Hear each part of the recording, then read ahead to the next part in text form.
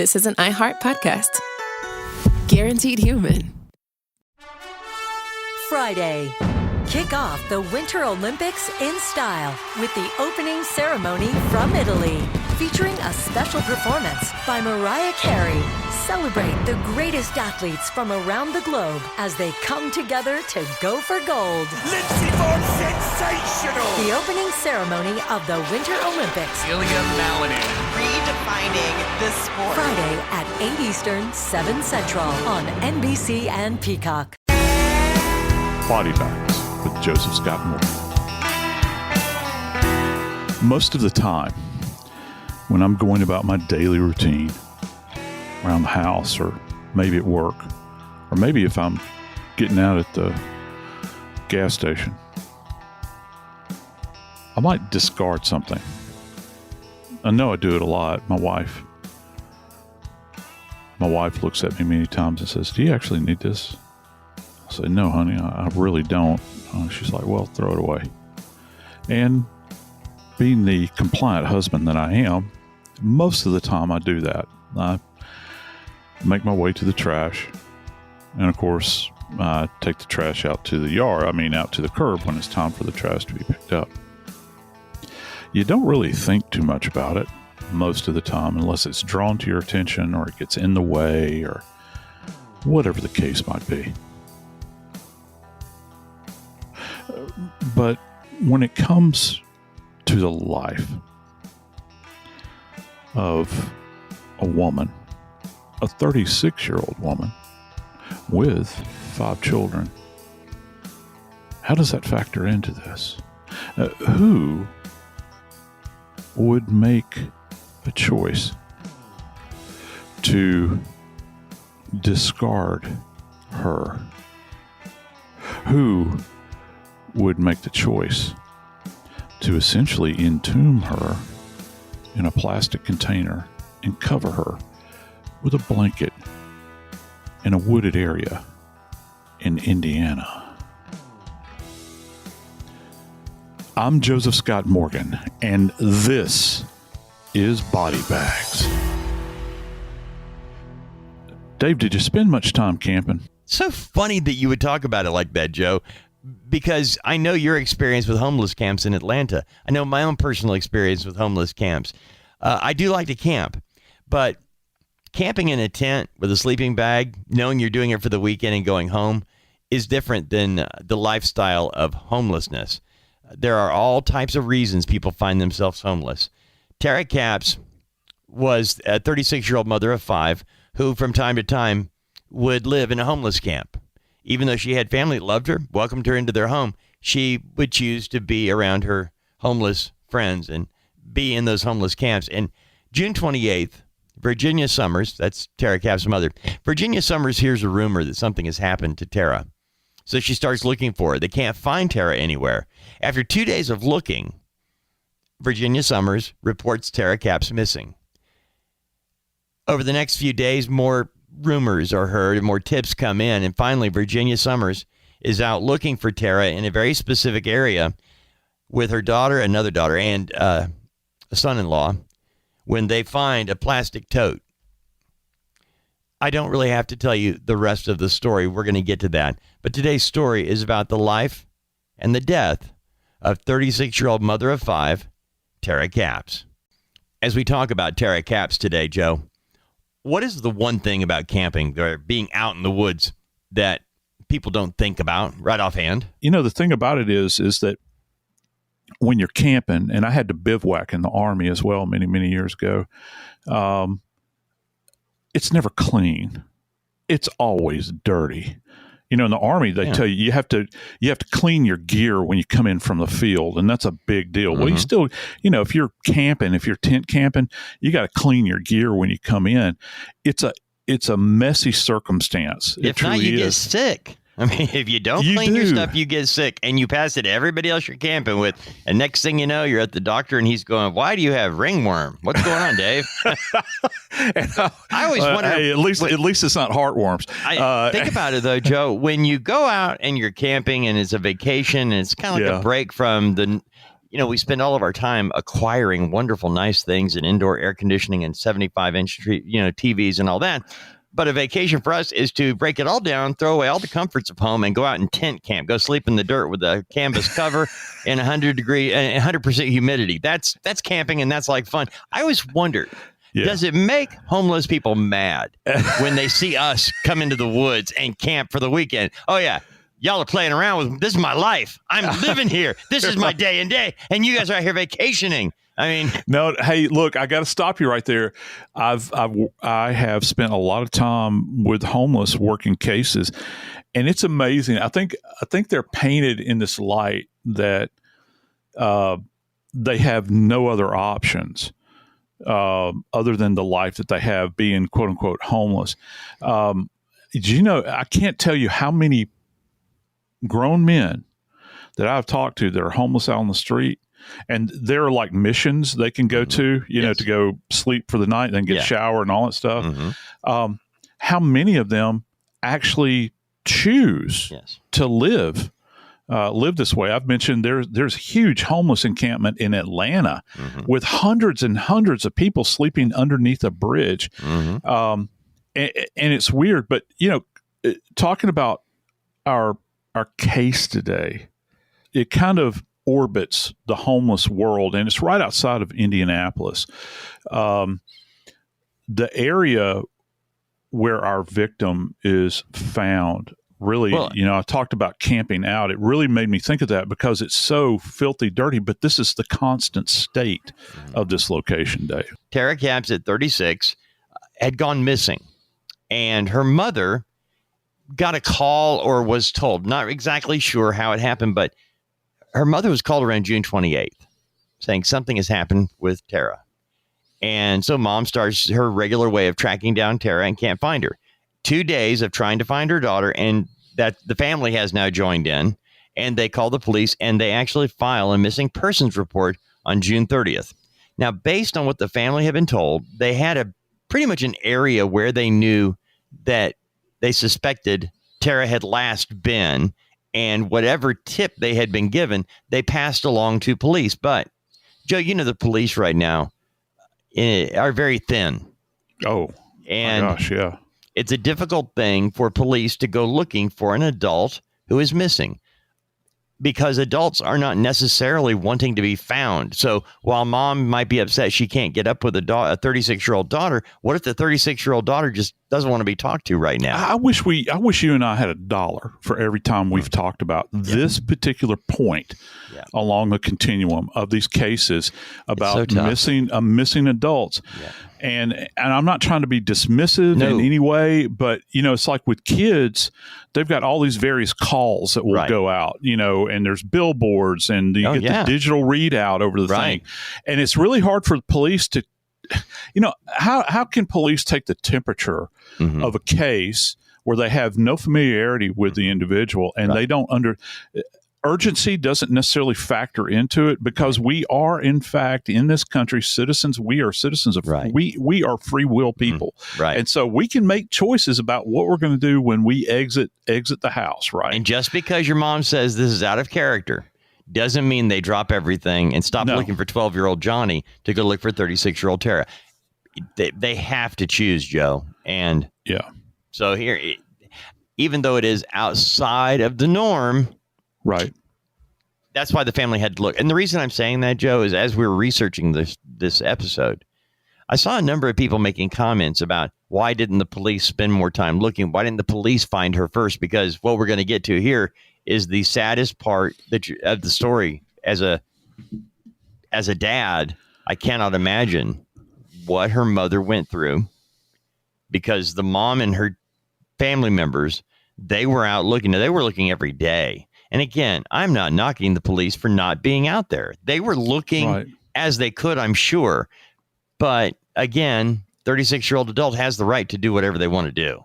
Yeah, they do. And look, kind of maybe a controversial statement. If you feel so up in arms about the idea that the police are not out there looking for somebody, and maybe they're not applying shoe leather, my suggestion is, go to the gas station, fill up your car, and you head that direction. Yep. You go put your shoulder to the stone. You go And help out, because so many of these cases, Yeah. they form groups of people that will Right. go out and look. So Yep. if that's That's your what they do. thing, I'm so glad you said that, Joe, because the people that are commenting on it are on social media commenting, why didn't the family was out there doing it? That's why Yeah. the family, it was actually Tara Cap's mother, Virginia Summers, with her son and other family members and friends. They organized the search parties. They knew better than just sit back and wait for everybody else to do the job. They went and put the gas in the car and put the shoe leather on. Yeah. And, and the thing about it, they knew the urgency here. The family certainly did, because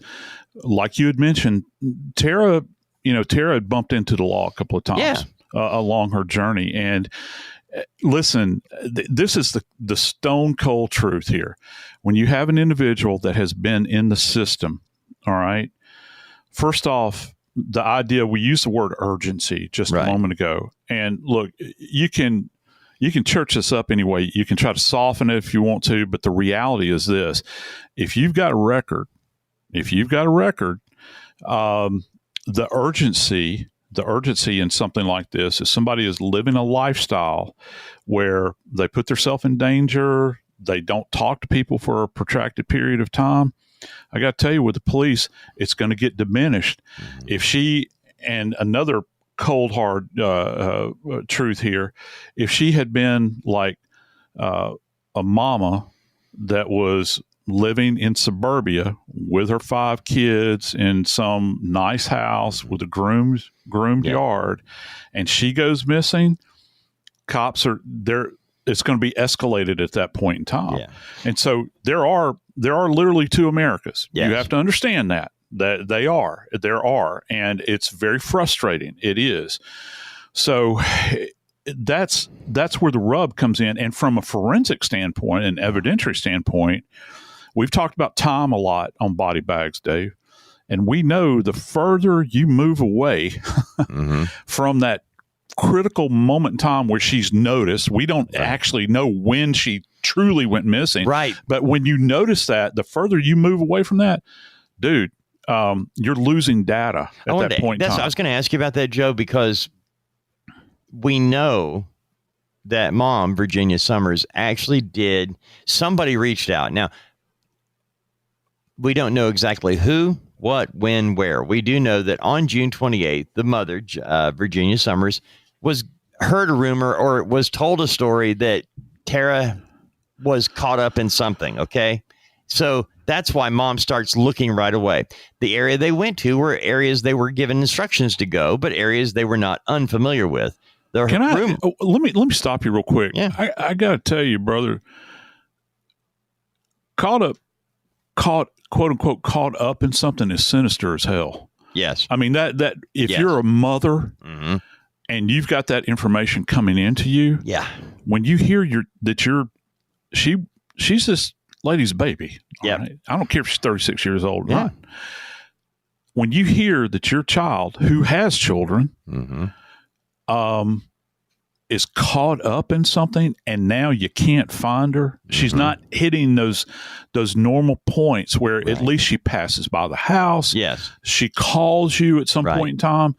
Can you imagine for this family that's, they probably had, look, dollars to donuts. They've probably had that sickening feeling rise up in their stomach over the years, multiple times. Yep. And I'm thinking, because I've talked to families in the wake of something horrible happening after I notify a family of a death, and many of them will say to me, I'm not saying this is the case with Tara, but many of them will say to me, we knew this was coming. Yeah. And this is our worst nightmare come true. Yep. And Dave, I got to tell you, brother, in this case, this is truly the stuff of nightmares.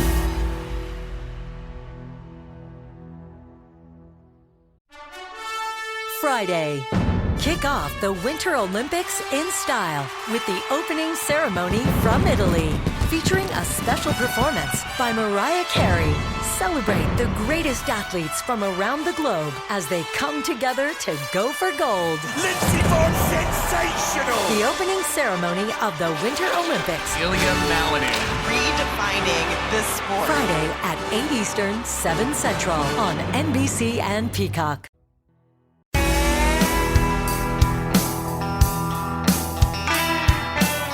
I'm struck in Tara's case, Dave, by this idea that this mother has gotten this information about her daughter involved in something, or that, we really don't know the framework because the police are not releasing a lot of information, but apparently there was some kind of tip that was involved in this. Can you expand on that just a little bit? That's the whole thing, is a tip. That's what we were told. And the thing is, reading different reports and different reporters who have talked to Virginia, I've been able to get this gathered up.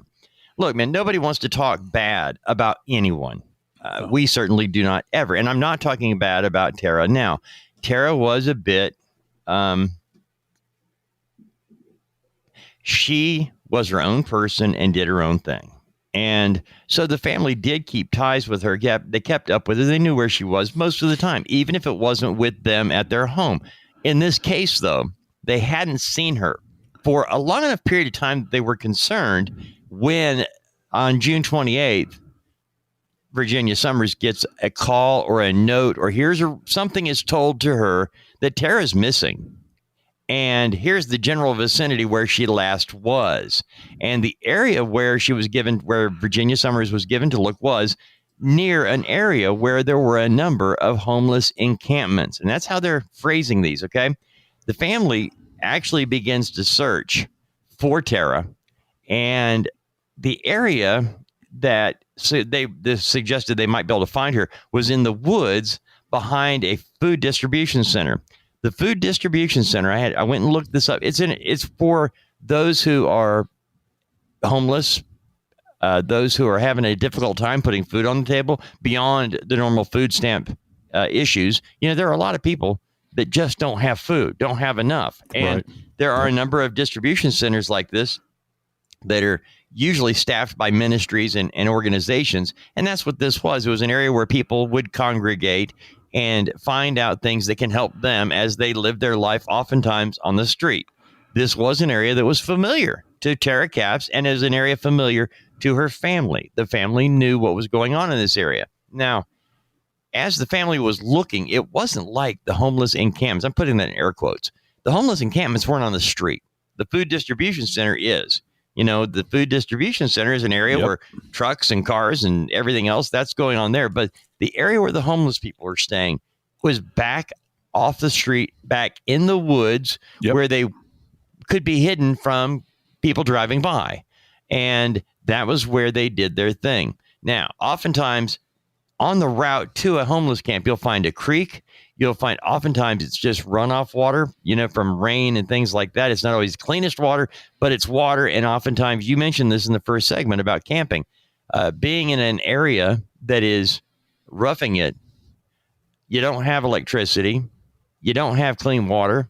And a lot of these people are just trying to exist. And whatever reason for them being homeless is a part of the homelessness. In fact, in this area, when a news crew was back trying to help look for her, because she was a missing adult with 5 children, the family is asking for help. The family's looking for her, and one of the news crews went to the area and found a number of orange caps for needles, hypodermic needles. You see those caps, and they're probably not being used for insulin. So, no, they're not. That tells you something about this particular homeless encampment. It's not a place where people are just living. It is a place where there's some drug abuse going on. Not the safest of places to be for a woman in her 30s out by herself. Yeah. And you have to be, if you're going to be in this area, this is the question I think that I would pose. If you're going to be in this area, this is not like your car is broken down on the side of the road. You're going to exit your car and you're going to walk all the way back in the woods. We're going to try to find your tracing so that we can find you. Yeah, this is you. It's almost like if she were to wind up in this area, she would have to have been purposed to have go there. Now, purposed can either mean of her own volition, or it could mean she was taken. to that area, and that's very sinister. But when here's one of the problems when you go into one of these encampments, and I know people have different views of what a homeless encampment is really like, because most folks across America see stuff like, this terrible problem they have in Frisco right now. They've had it in Portland for a long time. Seattle has always had an issue, and certainly LA. In the area where they were actually looking for Tara, the area was somewhat overrun. It was an area that was muddy because of recent rains. It's overrun with empty bottles and cans. There are worn out clothing, probably stuff that they got because, when you're living homeless, you don't have a place to clean your clothes. So when your clothes get dirty or torn, they end up just wherever you are. Oftentimes they'll be used for flooring in a dirt area. Yeah. They find broken branches. They find a lot of areas where you can tell people have been staying. And the family finds this in the area where they were told to look for Tara Capps. But my question to you, Joe, in an area like this, when you are trying to find evidence of where this person is and what happened to them, it's not pristine. You go in, even if you were to shoot me in my front yard, you're going to be able to find blood from my body. You're probably going to be able to find the shell, that came out of the gun. You're going to be able to find evidence there. But in an area like this, where you have so many different people with so much different everything from DNA, from just the normal body functions, you've got all that intermingled. How do you find any kind of usable in forensics? It's a nightmare. And here's another element to this. I've actually worked cases where the homeless have lived around and have indwelled the same space with dead and decomposing remains, and they just go on about their life. They don't. And here's the reason that this happens. The homeless do not want to invite the cops into their life, right? For a number of reasons. First off, they don't want to be run off from the area that they're in. They would just as soon suffer in silence and be around a decomposing body, perhaps. And I've seen this happen. Yep. Joe, can you tell the story about what you found in Atlanta where there was a body that had been there for a while? I think this will actually explain a homeless encampment at a level that if you're not familiar, right, you'll understand. Because, Joe, I'd never heard that story before, and it stayed with me, and it shocks me to this day. Yeah, it was, we got a call to go to this, I'd mentioned the overpass area where there's this huge homeless encampment. And I'm talking, Dave, I'm not just talking about like 2 or 3 guys that sit around a campfire and they're roasting weenies. Mm-hmm. I'm talking about hundreds of people with individual mats laid out, and that is their space. Hundreds. And I'm sorry? You're talking hundreds. You're hundreds. Not talking. No, I'm not talking about 50 people. I'm talking, and I got this from the cop that worked the area, because when I got there, I couldn't, I think this is so stupid. Yeah. I know. It's like seeing the Grand Canyon for the first time. Mm-hmm. You're like, wow. Yeah. And so I'd driven over this. It's an overpass on I-85. Right. And I'd driven over it for years. Didn't know this existed. As far as the eye could see, you just saw like little pallets that were laid out, and there was like refuse everywhere. Anyway, the cop had chased somebody into this area because they had stolen something had gone down. And by the way, as he is, talking to people, he looks down and he catches a whiff of something that is even outside the norm for a homeless area, which generally has a pretty rank smell to it. And he visualized the decomposing remains of a woman. Now, when I say decomposing, I'm not talking about she was slightly bloated. No. Skeletonization had started to set in, and she was actually positioned between 2 guys that still lived there, and they were sleeping next to the body day in and day out. They called her by name. I could have swear that her name was Sarah, if I remember looking back in my mental files after all these years. They still indwell that area with her. This goes to show you, I think, this one example, in my world at least, that the homeless like to protect their area. It's their home, and you have to look at it that way. We dismiss them very, very much so, but this is what they regard as their space. And so it becomes a norm for them. These things that we would find so repugnant, the way they live and the filth. And back to your question about forensics, the only way, the word picture I can give you is if you took 100,000 piece jigsaw puzzle and altered about 50% of the pieces, like cut the edges off of them and then threw it on the ground and say, put the puzzle together. That's what it's like working in one of these big areas like this, because it's so convoluted. And there are missing pieces because things get stepped on. It's not like walking. Remember how I talked about the housewife living in the pristine, perfectly. It's not protected like that. Right. We think those cases are very complicated in our world. Dude, they ain't. When you get this, really test your mettle as a forensics person in this area, because you're having to delineate between what has value and what doesn't. But to the investigation. Right. And from a forensic standpoint, that's what I'm talking about. We're not talking about the value of humanity or anything that we're talking about. We're trying to find her at this point in time. Right. She's still missing. But Dave, unfortunately, she wasn't missing for long. And the really shocking piece to this is that it wasn't some cop. It wasn't some homeless person. It was her own family who found this woman entombed in a plastic container. Friday. Kick off the Winter Olympics in style with the opening ceremony from Italy, featuring a special performance by Mariah Carey. Celebrate the greatest athletes from around the globe as they come together to go for gold. Lindsey Vonn, sensational! The opening ceremony of the Winter Olympics. Ilya Malinin. Redefining the sport. Friday at 8 Eastern, 7 Central on NBC and Peacock.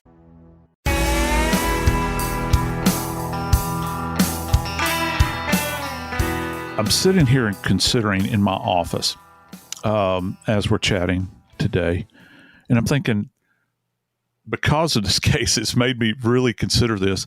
I'm thinking, how many of these plastic, and we know what they are. I'll go ahead and say a brand name like Rubbermaid, plastic Rubbermaid storage bins have I bought over the course of my life, either from Walmart or some other place or the hardware store or Home Depot, over the period of time with the intention of using them specifically to store something. The first thing that comes to mind are my grandmother's quilts that are all hand pieced together, and Christmas decorations. Those are the two things that pop into my mind. And Kim will she'll put sweaters in there, during the warmer months. We'll keep our sweaters in there and whatnot. And any kind of winter clothes that are too bulky to store elsewhere. Dave, how chilling is this? This is literally what this poor woman's mother, Christine, found. She actually found a container covered with a blanket, Dave. You mentioned the smell earlier. That is a different odor than all the other odors that exist in a homeless encampment. That this is still different.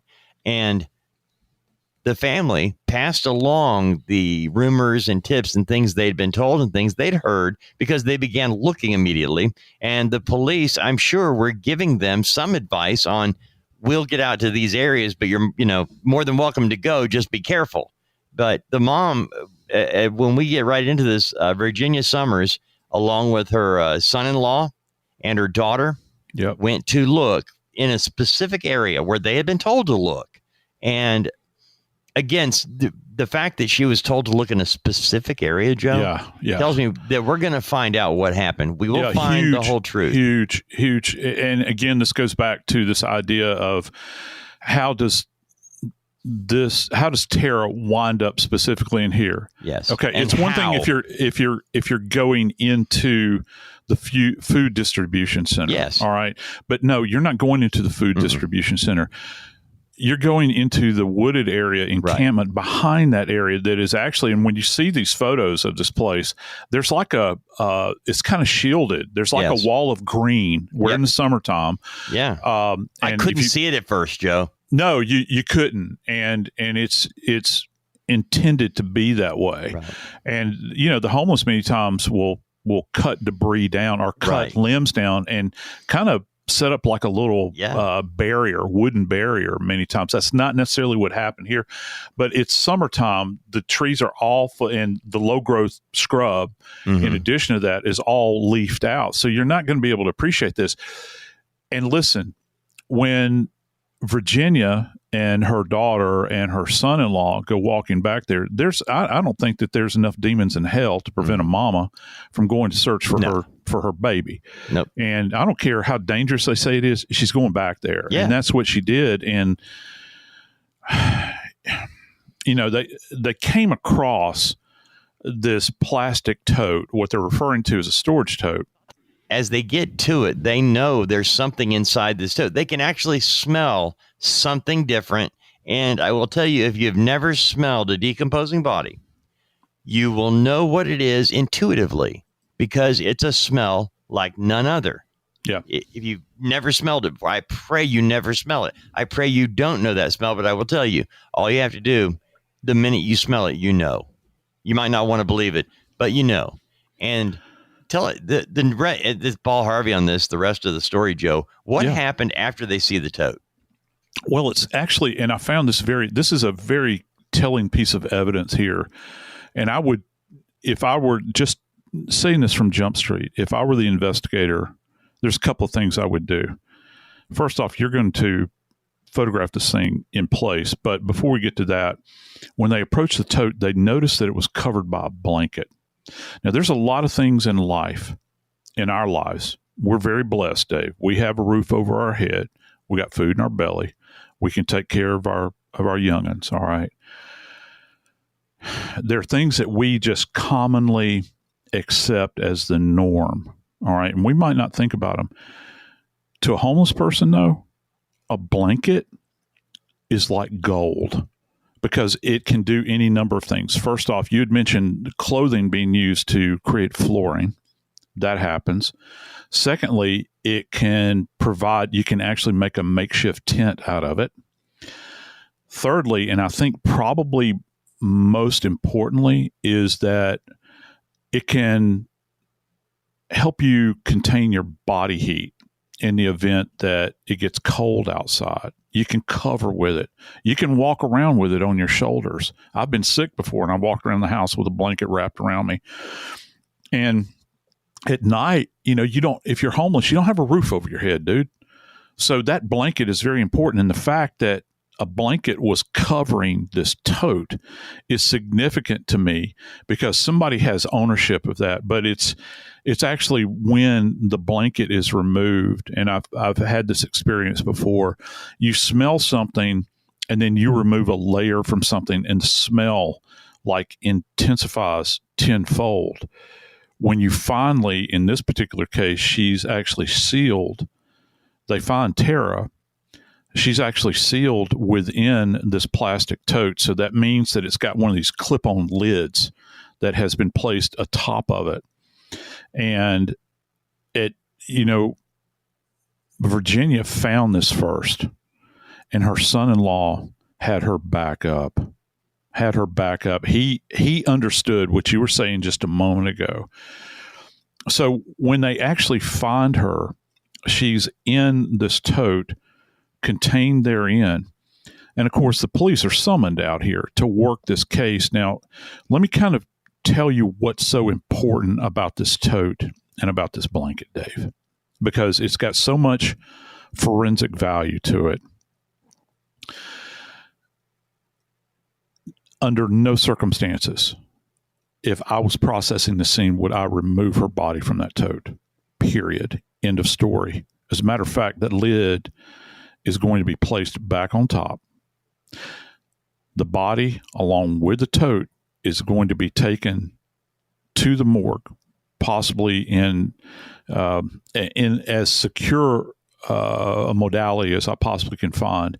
The body is going to be taken into the morgue, and that tote, before her body ever comes out, Dave, it's going to be processed. And when I say processed, I mean the thing is going to be fingerprinted.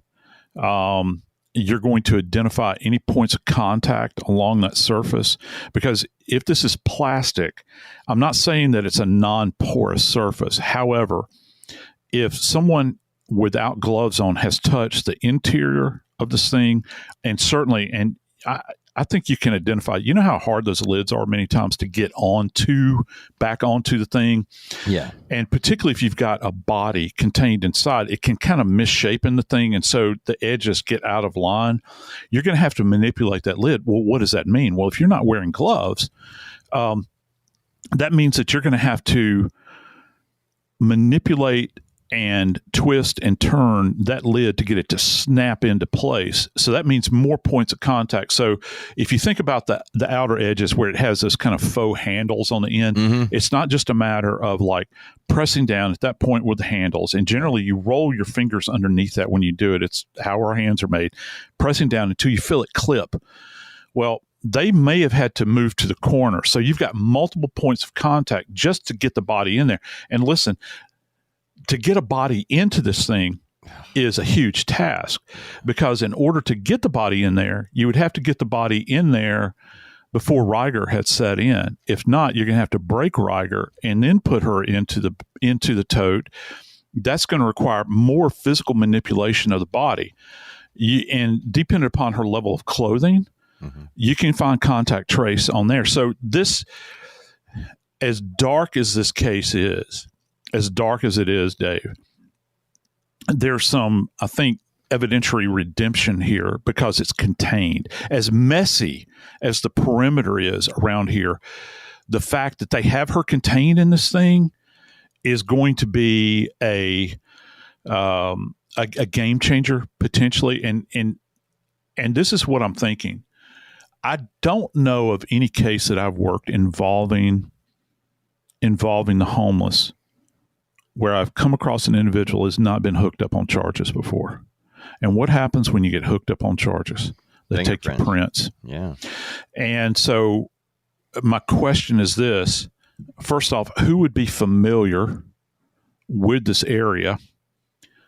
Who would not draw attention to themselves if they were a homeless? Who's not going to be questioned?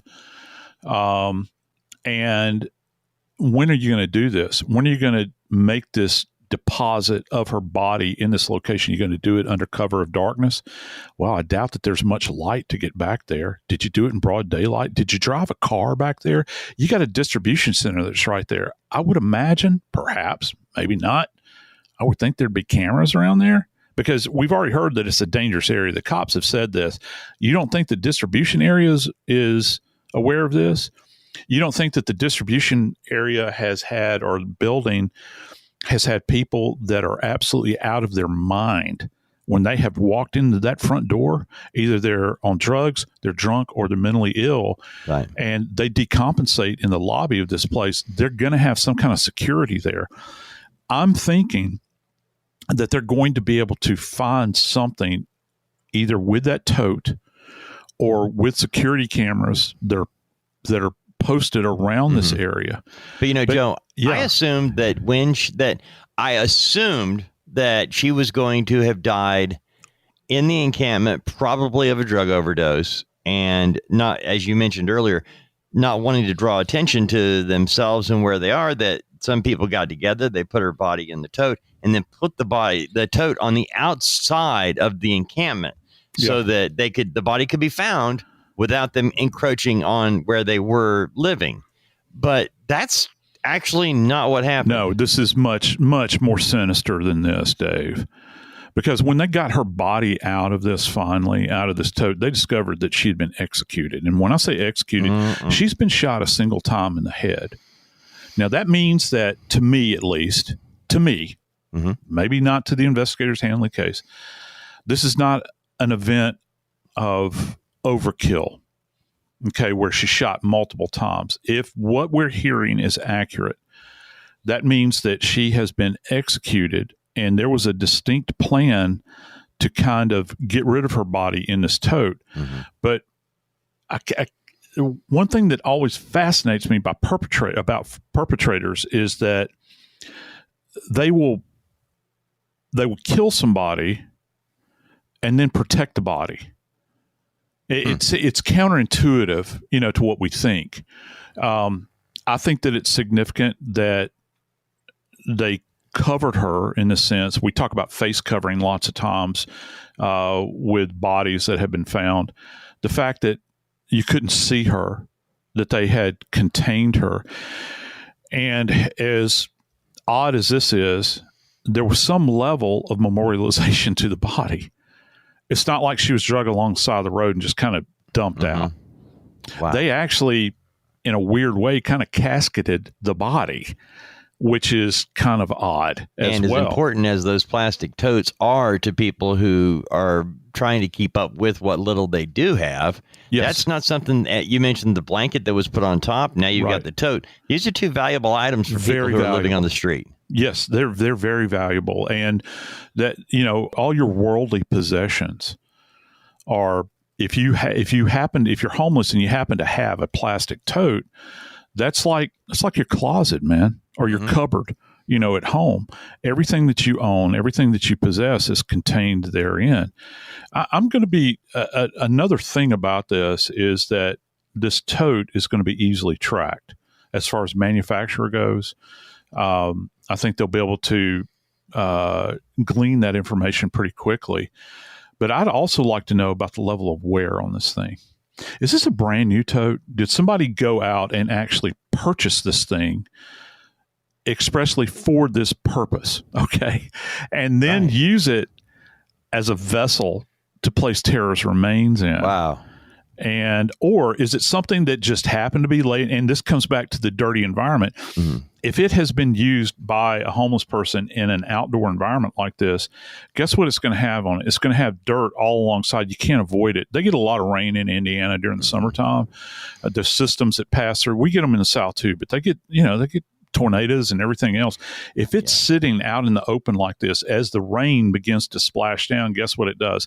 It casts off muddy dirt onto the sides of things. We see it in our backyard. All you got to do is go look at something in your yard that has been out in the elements, and you'll see where rain has kind of splashed up. It transfers dirt onto that, and that'll give you an idea of age. And anything that's been worn down on these surfaces, I truly believe, Dave, that Tara's case is in fact going to be solved, that somebody will in fact be arrested. But here's the thing that neither you nor I or any of our friends can ever get past. There are now 5 motherless children.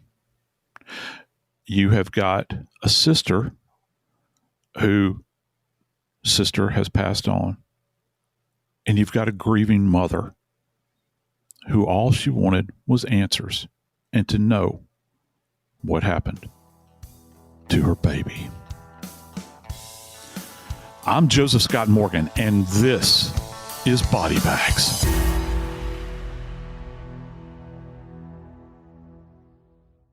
This is an iHeart podcast. Guaranteed human.